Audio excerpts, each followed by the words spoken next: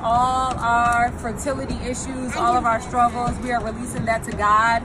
So we are letting go of every stress, every fear, everything that we have going against us. We are letting that go and we're releasing it to God, trusting that He is going to give us a baby for Mallory and Ricky in the next year. Amen. God, we trust you and we believe you. In the name of Jesus, we pray. Amen. Amen. Amen. 1, 2, let it go. 3. Yay! All right, everyone, welcome to the dialogue. I'm your host again, Joseph Long. So happy to be here. Here with me is the amazing, incredible Mallory McKnight. Hello. We're here to have a very interesting conversation. What you saw first was the opening, but of course, right after that, you saw a video. Mallory, I kind of want you to kind of go into detail and describe what that event was, why you did it. Okay, so at the end of June, my husband and I decided to have a fertility party. So for the past 2 years, we've been trying to conceive and it has not been successful.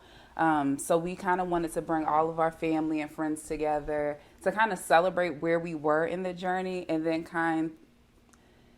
it was really an effort to bring positive vibes into the next step that we're taking, and that is fertility treatment. So, okay, so fertility treatment.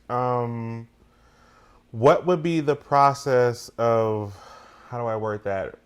Why would someone like you would need to do something like that? Okay, so just a little background information. In 2014, I was diagnosed with endometriosis. So since I was in high school, I've always had like really bad like menstrual cycles. I was always in pain, but my mom was kind of like, oh no, like you're going to school, like it's normal, just take some aspirin, deal with it. It wasn't until maybe 2012 that I started to have really bad pain. And it wouldn't just be when I was on my menstrual cycle. It would be like random times, like where I was laid out on the floor. Like, I don't know what childbirth feels like, but it has to be similar to what I was feeling. Just really bad pain. It would last for about 15 minutes and then I was back to normal. So I told my supervisor about this and she was like, no, you should really get it checked out. So one day I ended up having a call out of work. And she was like, no, I'm not going to let you come back to work until you get a doctor's note. So I went to the emergency room. They did an ultrasound and they saw that I had 2 large cysts on my ovaries. Oh my God. Yes. So the next day I had to have emergency surgery to remove the cysts. And that's when they found out that I have endometriosis. And endometriosis is pretty much the tissue that lines your uterus. It grows outside of the uterus. So it can start to grow on your ovaries, your fallopian tubes, your bladder, your bowels. It can affect all of that. So mine was a pretty bad case. I think my bladder may have been attacked by it and all that stuff. So after my surgery, my doctor told me that one of my cysts was like the size of a basketball. Okay. Yes. So from there, there's no real treatment for it. You just have to keep going in and having these surgeries. The only thing that they can really offer is birth control. So I was on birth control for a little bit. Later on that year, me and my husband met. We got birth control at what age at this point? So at this point, I was maybe 27. Okay. So I was on it consistently for a year. Got it. And I was just kind of over the birth control thing. So I stopped taking it. We got engaged in 2016. 2016. And got married October of 2017. Okay. So in August of 2017, we started to try to conceive. Okay. And we got married in October. Late October or early November, I started to have those symptoms again. Like I was in pain. My menstrual cycles were really bad. I went to a doctor and the endometriosis had come back. Well, it doesn't go away, but it had got to a bad state again. So then I had to have another surgery At that time, the doctor said that we would have to wait 6 months before we could even try again. Like, even if we were to try during those 6 months, because it was a big surgery, we probably wouldn't be successful. So along with in that surgery, they also removed a fibroid that I had. So it was a cyst on my ovaries and a big fibroid. And then What's the recovery time of going through all of this? Because you said you can try again in 6 months, but are you okay in 6 months? Emotionally, I was not okay. I think it was the first time that a doctor was like, no, it may be a possibility that you may have to seek some type of fertility treatment. So I was like, recovering physically, emotionally, kind of like going through it, like, are we going to be able to do it naturally? It's extremely expensive. Like, if we do have to go that route, how are we going to afford that? So it was a lot going on at that time. So after the 6 months, the doctor wanted to see me again to look at my fallopian tubes. Because at this point, I didn't know if my tubes were open or if it was attacked by like the endometriosis. Mm-hmm. And if it was damaged, then he would try to go in and clear it up as much as he could. So in May of 2018, I went through another surgery for them to pretty much look at my fallopian tubes and take out any endometriosis that they saw. So they removed it. And when I woke up, I was like anxious to find out, like, are my tubes open? Because if they're open, I still have somewhat of a chance to conceive naturally. So at that time, he told me my left fallopian tube was blocked and then the right one was open, and gave us the okay to kind of like try on our own. So for the next, I want to say over the next year, we still continued to try, no luck. And trying is so emotional. Like, every month was kind of like a roller coaster. Like, ooh, I'm starting to feel these symptoms. Maybe we're pregnant, and then to be let down again. So after a while, it became too much. Like, I think my husband was still open to trying naturally, but for me, I was done with it because I couldn't deal with it emotionally and going through, like, maybe it's going to happen and then it doesn't happen, and then going through that whole thing again the next month and doing that for a year. It was way too much. Can you, if it's okay with you, describe what the emotional process, like, what are you thinking as a woman? What are you feeling as a married woman, just in general? Like, what are the thoughts that are going through your head when that does happen? It was really, really hard. I kind of felt a little bit of shame, like, okay, we finally got married. I want to be able to give him a child, and then I'm not able to do that. So I did feel like that. Just kind of like anybody that's trying to conceive knows about symptom spotting. So you go and you get prepared to conceive that month, and then you're like, oh, okay, well, they say if you're pregnant, like, one of the early signs is that you may have like breast tenderness. And I'm like, oh, okay, well, that's a good sign. And then all the other things that they say are signs of, early pregnancy. And then for it to not work, it's kind of like, the next couple of days were really, really hard. And then trying to do that again the following month. So it was shame. It was sadness. It was confusion. It was a lot. And then I think during that time, I had friends that were getting pregnant. So then that was hard. I had a very close friend of mine get pregnant. I planned her baby shower and all of that. So some days are great and I feel fine and I feel hopeful. And then some days are really bad where I kind of don't want to be around anyone. I don't really want to, babysit your child. It's not like I'm not happy for you. I'm happy for you, but I'm sad for myself. Exactly. So it was a lot of that. Do you actually sit down and have a conversation with your husband and say, this is what I'm going through? Or is this just Mallory, inside Mallory's head, this is what I'm going through and I'm all alone in all of this? we had conversations, but I think I still felt very alone. So even though like he was super supportive, like Mallory is whatever you want to do, being like very faithful and praying to God and doing all that stuff, but it still felt like you don't know what my body's going through. Like the pain of like endometriosis and all that stuff. Like, yeah, you're there when it doesn't work, but because it's my body and I'm going through it, I still felt like there was a part where I felt like I was just alone. Like you can't possibly understand what I'm going through. So that was hard. I feel like it definitely tested our marriage. It takes a lot to really put, all my trust into this situation or even my marriage. It became really, really hard. Understandable. Yeah. Sorry you are going through that. I kind of want to get to the point where we are now. This party happens. That's how I kind of wanted to have you on here. What made you decide to be open as opposed to people that I've known that are dealing with this are completely closed off and they keep it private? You're here. I think I even have a picture of a group photo. Let's see if I can put that up here.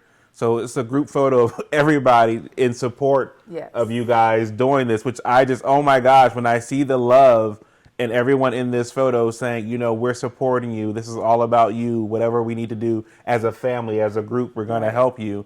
It really just sets something up as to you really truly are not hiding this. You really truly are telling people about this. What does that mean for you? What is that process like? Even before trying to conceive, I was pretty open with people about having endometriosis. But when it came to like trying to conceive, there are so many women that go through this. And a lot of women are not very open about this whole process. And I don't blame them because it's a hard thing to go through. You're trying to process. You're still trying to have your baby. You're still with your partner and trying to make that work. So it's a lot. So I've never been very, super quiet and this is like a secret. The party came about because, while we were trying to conceive, I think maybe a year in, we started looking into different fertility centers and things like that. At one point, we were going to go to Barbados. We were looking into... Wait, what's in Barbados? They have a fertility clinic in Barbados that has like really good reviews, but I think a lot of people go there because it's a little bit cheaper there than it is in the States. Interesting. Yes. Did not even know that. He was not a fan of it. He was like, I'm not going to some like janky place. Like we don't know these people. It's out of the country. Absolutely. Like how does this work? Yeah. So he sounds like my best friend. There we go. He was not a fan. He was not a fan. But I think he would have been on board, if that was the route that I really wanted to take. Like if I felt a connection with these people, and they have really good success rates. A lot of people go there for their treatment, but we ended up not doing that. Okay. There was another clinic in North Carolina that we went to that was a little bit cheaper. I wasn't really feeling the doctor like that. It didn't work out. We didn't go. There's another clinic in New York that we went to. I mean, we checked out a lot of different fertility clinics. As in physically going, staying there for no. Barbados, we didn't go. Okay. North Carolina, we drove down there. Okay. And then New York, we didn't go. It was a phone consultation. Got it. So randomly, I don't know if you know, but our job started offering Kaiser for insurance. Yes, absolutely. So with the Kaiser plan, they actually cover 50% of IVF treatment. What? Yes. So, I mean, it's still very expensive. Absolutely, but you're talking about, maybe $16,000 versus maybe $7,000. Wow. So, yeah. So we went through that whole thing. We knew that with the Kaiser insurance, we would be able to do it. It would be a lot more manageable for us to do the 7,000 than doing 16,000. So we wanted to like invite our friends. Now, all of these people have been there either from the very beginning when I was dealing with endometriosis before I even met my husband. And some of these people, you know, have come along maybe in the past couple of months. But these were all people that prayed for us. These were all people that were there to like listen to us when we were going through these different struggles. So all of these people were like my tribe. These were my people that I turn to if days are really, really bad, or I know they're going to be supportive, or I know they're going to be there to pray for us. So these were all of those people. So I really wanted to welcome these positive vibes and all of that before going into treatment, because I think that's going to be a very trying time. We're in the very early stages of IVF. Okay. So, so you have officially started? Yes. Okay. And then I can talk about that process if you want me to, but it's whatever you're comfortable with. I just from what you've been saying so far, oh my, like the journey itself, I can't imagine the mental, physical, and spiritual stress that a person would have to go through. Yes. To get to where you are right now. Yes. And then to get to the point where now your job offers something where they're saying half off. Right. Literally. Right. In the midst of all of that kind of release that must have felt like to go through that. And now you're officially in the trials. So yeah, we can talk about that a little bit. So now you're in the trials. What's going on? So with IVF, so if anyone doesn't know what IVF is, this is in vitro fertilization. And it's pretty much doing everything outside of the body. So the first part of it is birth control. So they want to make sure that they are in complete control of what's going on with your body for you to be the most successful with doing IVF. So first you go through birth control. So we're like maybe 4 days in on the birth control. After birth control, you do your baseline ultrasound. So they're kind of like checking to see how many follicles you have and looking at your uterus and all of that stuff. So I don't want to stop you, but my brain heard birth control, automatically think you're taking a pill to prevent you from having a child. Right. Am I right? Right. Okay. So it sounds confusing because you're like, okay, aren't you trying to get pregnant? Why would you take birth control? I just wanted to make sure because I was like, maybe there's something in that I did not understand, but that's exactly what you're doing right now. Yes. So you're on birth control to pretty much, you don't want your follicles to grow at different rates. So I think some clinics do not do the birth control part, but my clinic does. I'm with Shady Grove Fertility, and they put you on birth control for 2 months. Okay. Just so they can, when you start your stimulation phase and everything like that, everything is growing at the same rate. So they kind of want to suppress everything so that when you start stimulating, everything is happening the way that it should be and growing at the same time. Okay. So you don't have one huge follicle and then one that's like in the very beginning stages. That actually makes sense. Makes sense. Okay. So it's really to kind of control everything that's going on. Okay. So that's for 14 days. And then you do your baseline ultrasound where they're going in and checking everything. And then you start stimulation. So I think a lot of people are familiar with IVF because of the shots. Yes. So at that point, stimulation entails doing the shots. So once we start, I think we might be on maybe 2 shots a day, and then it might increase to like 3 shots a day. Shot in the morning, shot at night. Yeah. Where are these shots? In your stomach. Okay. Yes. How big is the needle? We got our medication, we got our needles and everything, and some of the needles were kind of big. Is your husband injecting? Yes. It really is a family affair. Yes. Oh, wow. He was like excited about the shot. I don't know why. Probably some get back. Like, oh, okay. Wow. I'll give you these shots. Yeah, absolutely. So then you do that between 10 and 12 days. And then once your follicles reach a certain size, then it's time for egg retrieval. So then you give yourself a trigger shot. And this is what triggers ovulation. A trigger shot. Yes. So during This is not at the hospital. This is at home. The trigger shot, yeah, all the shots are at home. Okay, so the other shots I got, so there's one last shot that you do, and that triggers, and then... So you can ovulate. Okay. So, trying to figure out the best way to explain it. So you're on the shots. While you're on the shots, you're going to be monitored every other day. So Got it. You're going into the fertility clinic every other day for them to monitor how big your follicles are growing. Oh, I didn't even know that. So you're in and out of the hospital on a regular basis. The fertility clinic. The fertility clinic. Yeah. Okay. Mm-hmm. This So is every other located day. where? There's one in Woodbridge. So I'll be doing my monitoring in Woodbridge. Okay, perfect. But my doctor's office is in Fairfax. Okay. But I don't want to take the drive to Fairfax every morning Absolutely. or every other morning. Yeah. So Woodbridge is closer for us. Perfect. So you're doing that every other day, going in, doing blood work. They're monitoring. As they start to get bigger or closer to where they want to see the follicles, that's when you start going in every day. Once they feel like the follicles are big enough, then you do your trigger shot. So you give yourself the trigger shot, and within 36 hours, you ovulate. So then at that point, they do egg retrieval. So you'll go into the clinic, they'll give you your time and all of that, and they'll take out as many eggs as you have in there to try to, I guess, maximize your possibilities of creating an embryo. Got it. Okay. So while you're doing egg retrieval, you're under like sedation, you're asleep. They go in, it's a quick procedure, and then they take out all the eggs that you have.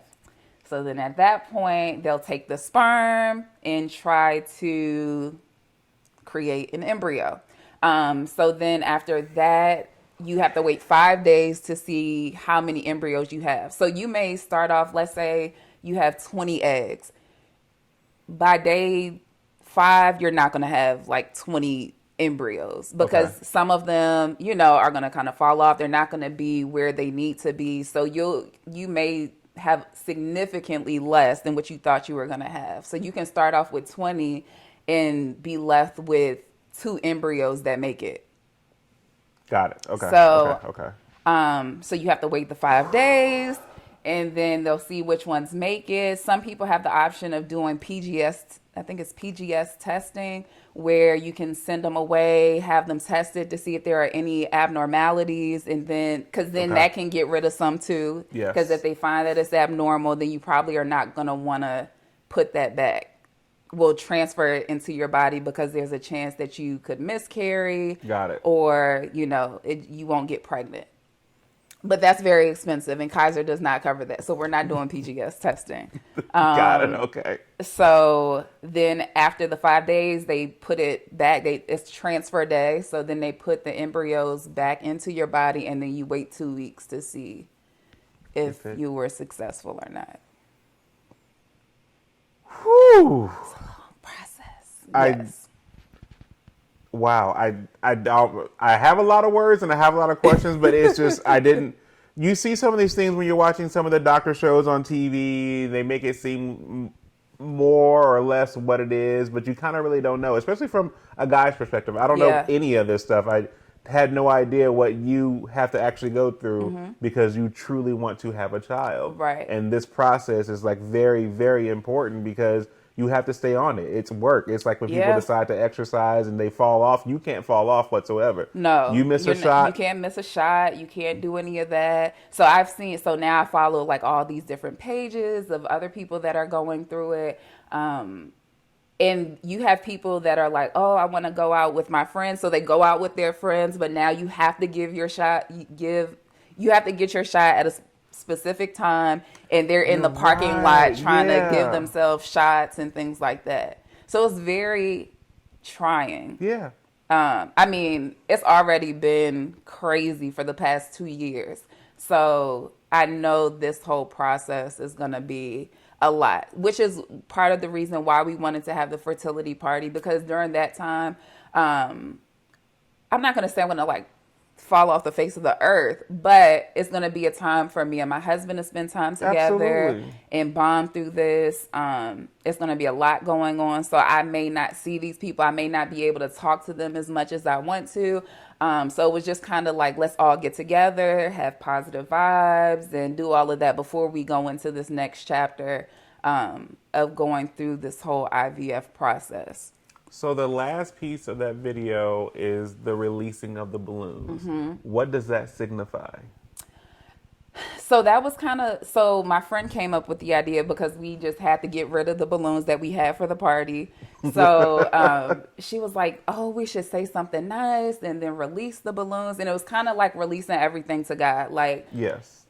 we're going to believe in God that all of this is going to happen. Everything happens for a reason. Even going through this whole process, I have met so many people that are going through the same thing, and we're able to connect and talk to each other. But a lot of the people that I know that are going through this were extremely quiet about it. So when I posted that about the fertility party on Instagram, I got so many DMs saying, hey, they either went through it, they're going through it, or they're in the beginning stages of I'm trying and I'm not getting pregnant. So I don't know what my next steps are.